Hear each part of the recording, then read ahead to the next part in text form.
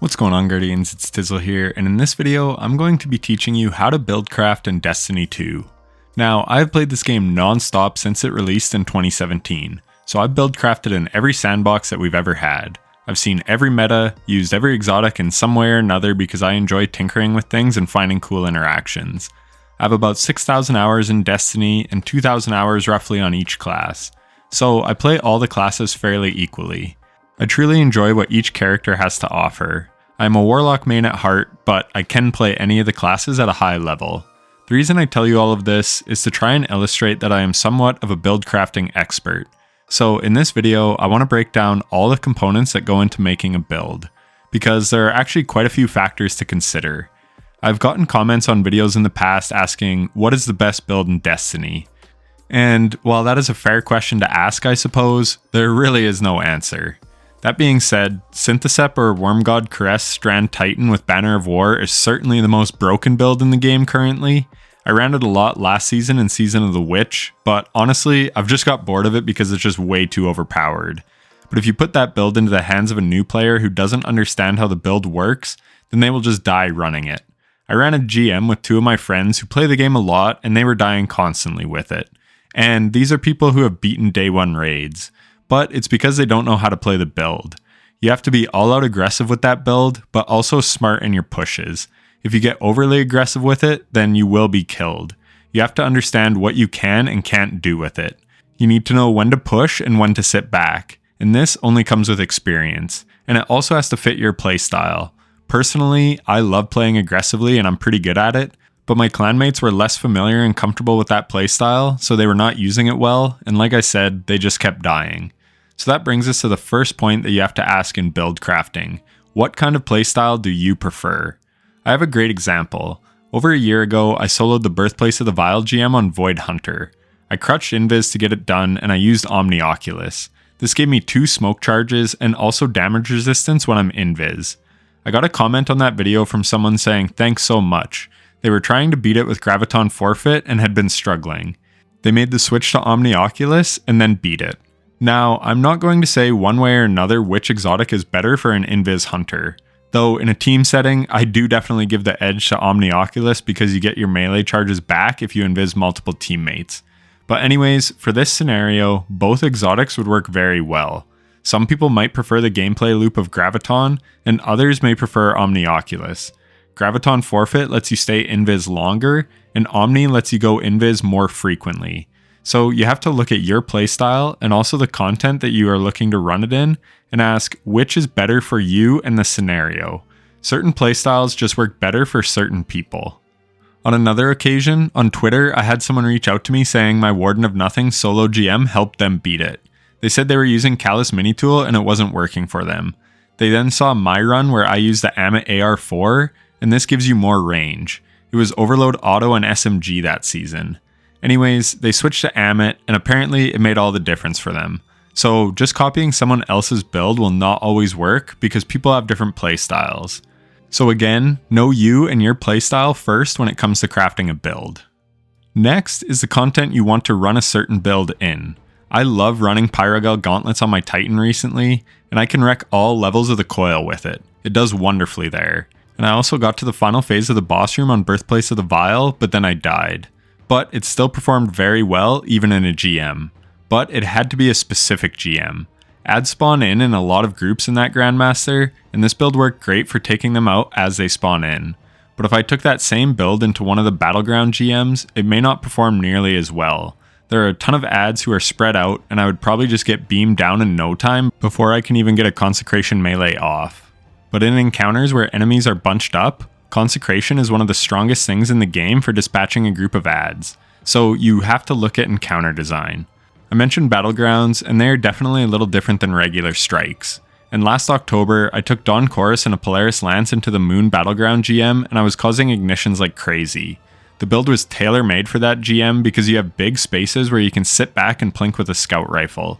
And then you have large groups of ads all bunched up, so the ignitions go really hard. Anyways, those videos popped off, and then every YouTuber and their mom started making videos on that build. But I didn't see it anywhere until my first video showcasing it. No one was really talking about how great Dawn Chorus or Polaris Lance was. And then, obviously, they are even better this season thanks to the artifact. But the point I'm trying to make is you can make a lot of underused exotics really shine in the right scenarios. And the artifact last season, plus the encounter design of the Moon GM, made it absolutely perfect for proccing ignitions with Polaris Lance. I want to give another example. My friend Time Lord put out a video a few weeks ago using Cadmus Ridge Lance Cap in the Psyops Cosmodrome GM. And he showed the power of that exotic and that build off brilliantly. He beat it in like 47 minutes or something. I soloed that same GM using Path of Burning Steps Titan with Polaris Lance, and I did it in about 50 minutes. And I was abusing ignitions and everything. But be honest, how many of you might see someone with a build using Cadmus Ridge Lance Cap, Revision 0, a grenade launcher, and a machine gun, and kick them from your LFG? The amount of posts I see on LFG saying must be Well of Radiance is just stupid. We are so OP these days that a well really isn't required for GMs anymore. It used to be super beneficial, but now offense is the best defense. Again, look at Strand Titan. Sutek is out here with 3 Strand Titans every week doing GMs in like 6 minutes or less. Don't get me wrong, those guys are some of the best players in the world. The point I'm trying to make is if you kill enemies quickly, they won't be a threat. Novel idea, right? But the point still stands. I've used many so-called off-meta builds to beat GMs with LFG players, and I'm usually the top of the kill count. This isn't to brag, it's to illustrate that in today's sandbox, you can make a litany of builds work for you in endgame PvE. That is the point I want to drive home, to get out there and tinker with stuff, and maybe you'll find the next OP as hell build. Back to Time Lord, that build was amazing for that GM because the boss is so tanky, so he had one of the best primaries in the game that effectively gives you unlimited heavy ammo and can land shots at a great distance, which is precisely what you need in that boss room. Quicksilver Storm would be way better in something like Birthplace of the Vile, because the boss is much closer and moves a lot, so he's not that easy to land crits on. But it would be pretty useless with the playstyle that you have to use to solo that GM, because it is the best strategy to sit and plink away from the back of the room. He also had an arc grenade launcher with disorienting grenades. This was perfect for the arc shielded knights, not just for their shields, but also to blind them so he could deal damage without them shooting their arc boomers. Then there are lots of trash ads that you have to take out quickly, so he had a machine gun for that. Revision 0 could also handle the champs with ease, especially the barrier champs, and to stun unstoppables, he had a real reliable source of freezing with the diamond lances, which he could easily create with a barricade, thanks to the exotic perk on the helmet Cadmus Ridge Lance Cap. And finally, the super worked excellent for mass ad clear and single target damage on something like the Brig, who normally is very tanky, but with Stasis Surge being on, he was able to make very short work of it. So on the surface, it may not be a quote-unquote meta build, but when you think about it deeper, every piece of the build was carefully selected for each part of that Grandmaster. In team play, it is much easier to not be optimized and still get a clear, but in solo play, you pretty much need an answer for every situation the GM will throw at you. So encounter knowledge is key, as is subclass knowledge. Which brings me to my next point. How do you know where to start with a build? Well, now that we have established that you have to identify your playstyle and then tailor a build for the specific content you want to run it in, now let's look at actually piecing a build together. Builds in Destiny 2 consist of 2 aspects and usually about 4 fragments. And then you have a super, a class ability, a melee ability, and a grenade. And then the other really important part of a build is the exotic. So what we're looking to do in most cases is looking for the best way to build around the exotic. Put the aspects and fragments and abilities in place that allow you to maximize the effect that the exotic provides. So first and foremost, it's important to know how the exotic works. You can read the in-game description of course, but sometimes that doesn't tell the whole story. If you are like me, you will tinker with all the possibilities to find hidden interactions, but most people aren't as weird as me. But what is great is there is a source on the internet called the Destiny Data Compendium. I link it in all my videos, and it shows all the information you could ever need about every exotic, aspect, fragment, etc. It's a wonderful resource and I highly encourage you to use it.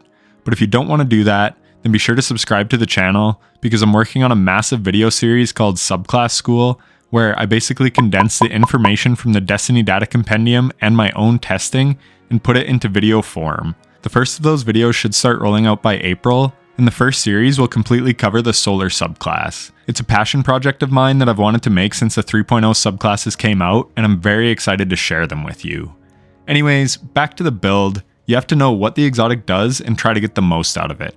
So for an example, I want to showcase a super strong Sunbracers build because it has some of the most build synergy going on in the game. There are tons of things that complement each other here, so I think it's a good example to use. And there are two very strong iterations of the build that we can make. So the first thing to know is what the exotic does. It says it increases the duration of solar grenades. Solar melee kills grant unlimited solar grenade energy for a brief time. So right away, we go to our subclass kit and select solar grenades. This exotic doesn't enhance any other type of grenade, so running anything besides solar grenades is a no-go. Next, we want to look at our aspects and fragments and see if we can supplement this further. Well, luckily, Touch of Flame gives our solar grenades increased duration and gives them lava pools. So this is a no-brainer. And then we have two other aspects to choose from. For the first example, I'm going with Heat Rises. But I have another build that uses Icarus Dash and is honestly just as good. It just depends on the content. So we select Heat Rises. So with Heat Rises, we consume our grenade to get Heat Rises. This seems counterintuitive, but trust me, it works amazingly. Because Final Blows while Heat Rises is active gives you melee energy, and melee kills are what activate the exotic perk on Sunbracers, so it just feeds back into each other over and over. So now we have our aspects chosen. Next, we need to choose a melee ability. I prefer Incinerator Snap because if you snap up close to an enemy, it will ignite them, and this will count as a melee kill. And the charged melee kill is what gets our Sunbracers loop going. So basically, it's just more consistent at securing the kill on an enemy because it can do more damage than Celestial Fire. But again, it depends on the content that you're running. Next is a class ability. Well, if we use Phoenix Dive, there is a neat interaction with it when it is cast with Heat Rises active. It actually gives you 3 seconds of restoration instead of just cure. And restoration is a super busted solar verb that gives you constant healing. And this one actually gives you resto times 2, which is even stronger. So you're damn near unkillable even in the hardest content in the game. You just need enemies around you to keep killing. That is where this build falls apart. Because if no enemies are around, then you don't get melee energy back for killing enemies when airborne with Heat Rises. And the other bad part of this build when no enemies are around is you can't keep your restoration going either. So that brings us to the first fragment, which is Ember of Empyrean. Solar, weapon, or ability final blows extend restoration and radiant. So this just recently got a rework, but it's still incredibly strong. As long as you keep killing enemies, you'll keep extending your restoration times 2 timer. So that is the first fragment that you must run. I also like to run Ember of Torches to make us radiant when we deal damage with a melee. This is great because we will always be doing this to proc Sunbracers, and then we get a 25% weapon damage boost. And that's a pretty significant buff. Then I like to run Ember of Ashes. This applies more Scorch to targets. It's usually about 50% more. So now, if a high health target stands in our solar grenade for long enough, it will proc an ignition quicker because the grenades are applying more Scorch. And it also gives us more Scorch on the Incinerator Snap, which makes it easier to proc ignitions and get the Sunbracers chain going in the first place.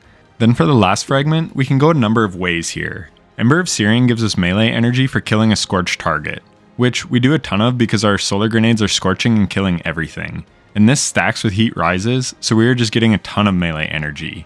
It also creates a fire sprite, which gives us grenade energy back. Or we could go with Ember of Solace. This will give us a more forgiving timer to get our first solar kill to keep our restoration and radiant timers going. Or we could use Ember of Singeing.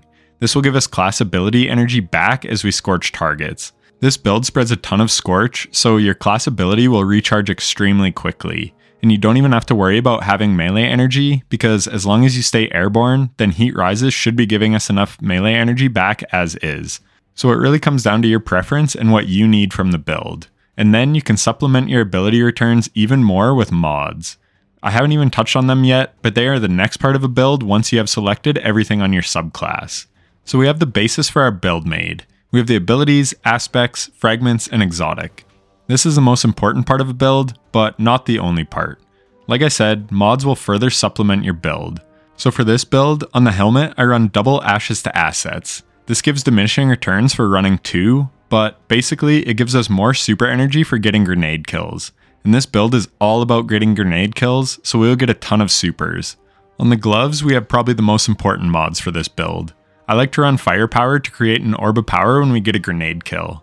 This got nerfed and has a cooldown now, but it used to make a shit ton of orbs, but now there's a 10-second cooldown, but if you run 2, it will be a 5-second cooldown, and if you run 3 copies of the mod, it'll only be a 1-second cooldown. But I still definitely suggest running at least one of these mods. Then momentum transfer is really nice, as it is another way to get melee energy. It gives us melee energy when we deal damage with our grenade, and again, we obviously do that a lot. And then we can run bolstering detonation as well for more class ability when we deal damage with our grenades.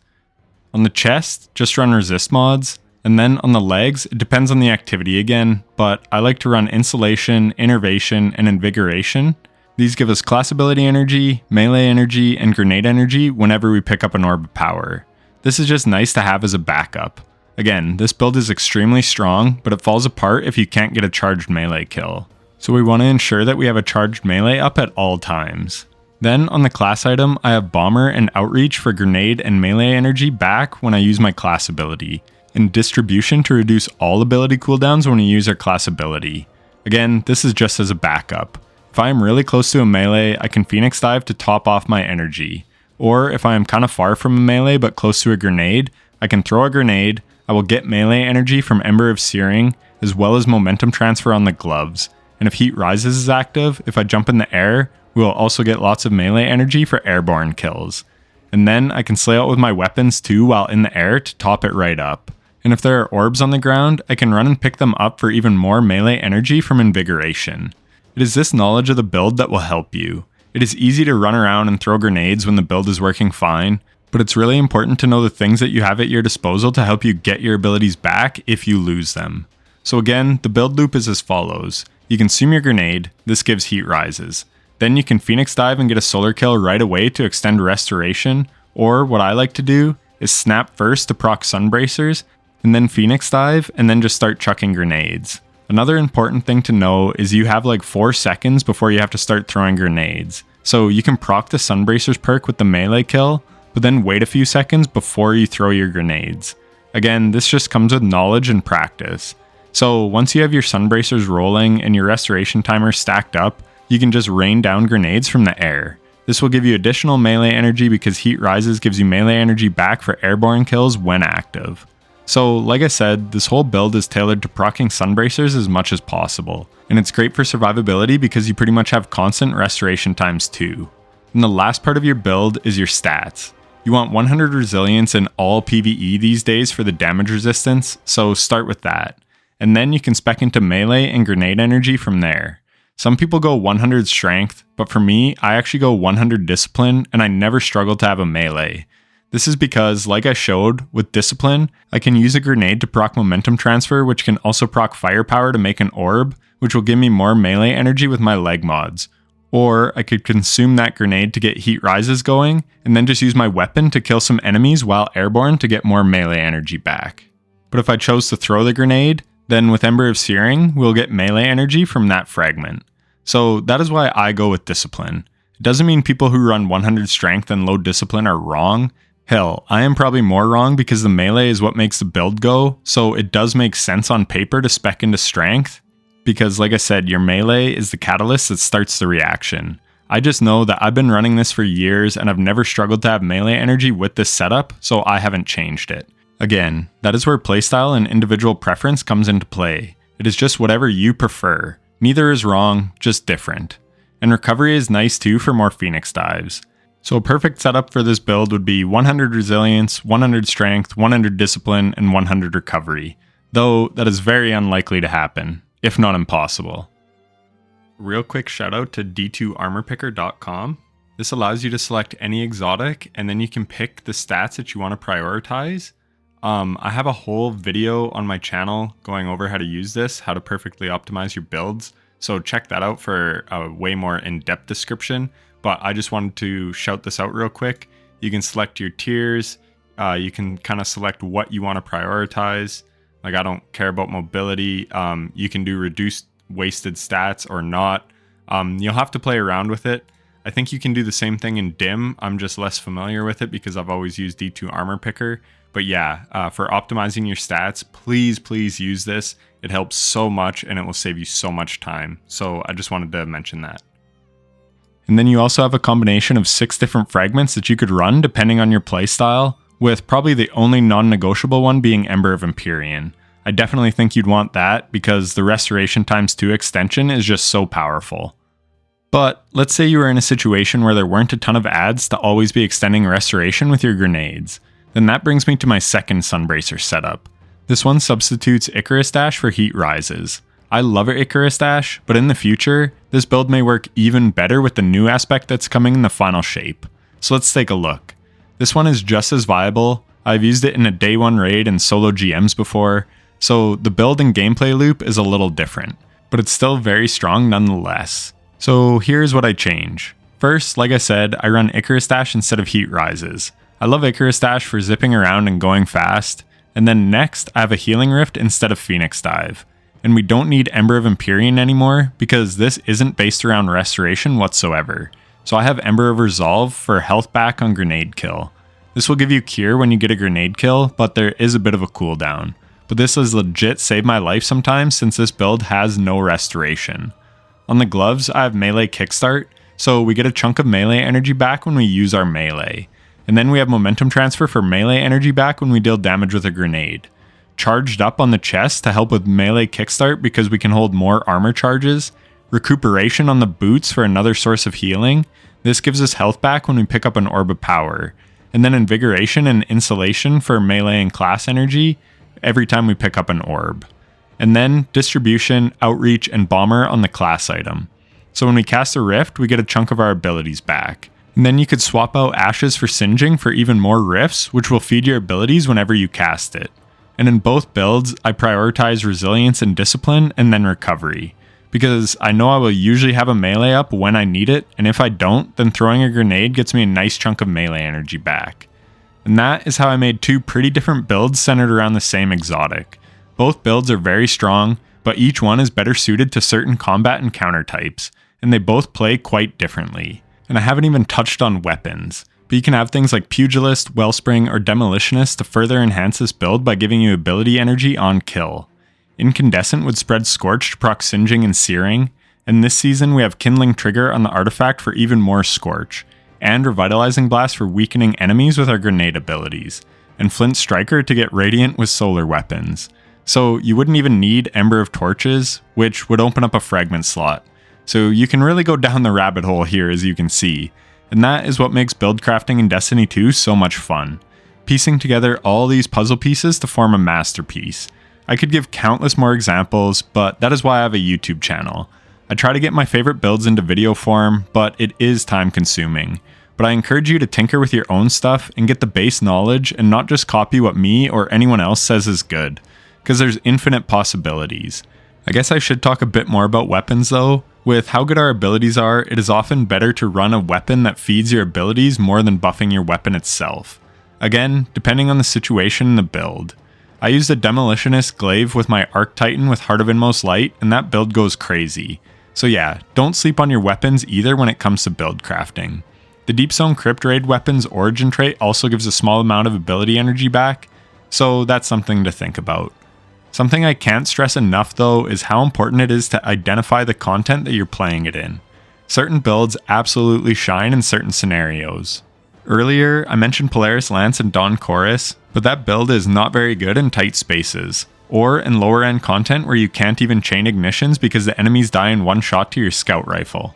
So I really can't stress enough how important it is to know the content that you're running and tailor your build to fit those needs. When I go to solo a GM, I know every encounter of that strike. So I ask myself, what is the best thing to use for this part and this part and this part?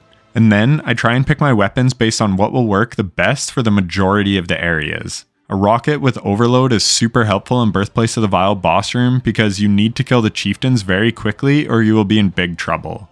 But in Moon Battlegrounds, a machine gun is way better because there are a ton of ads, but no real immediate threats that you have to deal with quickly.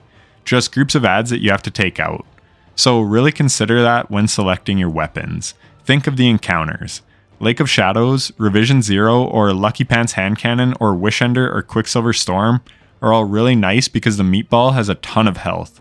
So you need a high damage primary because you will likely run out of special and heavy. You also have to consider the champion types in the mission. And another thing I didn't touch on much, but remember that subclasses have intrinsic ways of stunning champions. I have a whole series on my channel showing every way to stun a champion, but Slow and Jolt and Suppression can deal with overloads, Radiant with anti-barriers, Freeze and Ignitions for unstops, so remember that as well when going into content with champs.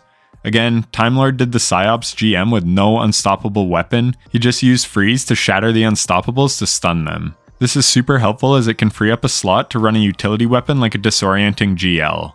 People you see run solo GMs, their weapon choices aren't by accident. They all serve a purpose for certain pain points in every GM. When you're in a team setting, however, this frees you up to run a better variety of weapons. One guy can have unstop and one can have barrier, and you can mix and match a little more. So let's recap. The most important thing is identifying how you like to play. An aggressive build won't do you any good if you like to sit back and play passively, but I also encourage you to try and get comfortable with being more aggressive because it is the best way to beat content in Destiny once you get used to it. I have a series on my channel of rolling through master lost sectors pretty quickly. I don't play super aggressively, but enough that I can kill stuff while still being safe from dying. So check those out if you need some examples of how to play somewhat aggressively. Start with easier things like Legend lost sectors, then Masters, then Grandmasters. You don't have to jump in feet first right away into the deep end. You can slowly build up to it. So once you know the type of playstyle you want to run, think about the encounter design of what you're running. Again, Polaris Lance Dawn Chorus isn't all that great in the coil because the enemies are often right on top of you. So maybe go with Sunbracers or Syntheseps Titan instead. Does the content have champions? This means you need anti-champion weapons. Or consider a subclass like Stasis that can handle two types of champions well, if for instance it was Overload and Unstop. Then you have the build. I typically start with an exotic and build around that to get the most out of it. So pick your exotic and then the aspects and fragments that get the most out of it. Are you building for survivability or pure power? Spark of Resistance on Arc is good for survivability, as is Whisper of Chains and Whisper of Rhyme on Stasis, Restoration for Solar, Devour for Void, Woven Mail for Strand, so consider what you want and need. Once you have the best aspects and fragments, select the mods that complement the playstyle of the build. If it revolves around your class ability, like Vesper of Radius on Arc Warlock, maybe run Utility Kickstart. Same with 6 Coyote Hunter. These are just some easy examples, but again, tailor it to maximize uptime or potency of whatever exotic you're running. Last is stat distribution. I see on Destiny pages so often people showing off triple 100 stats like it means something. Your aspects and fragments are far more important than your build stats.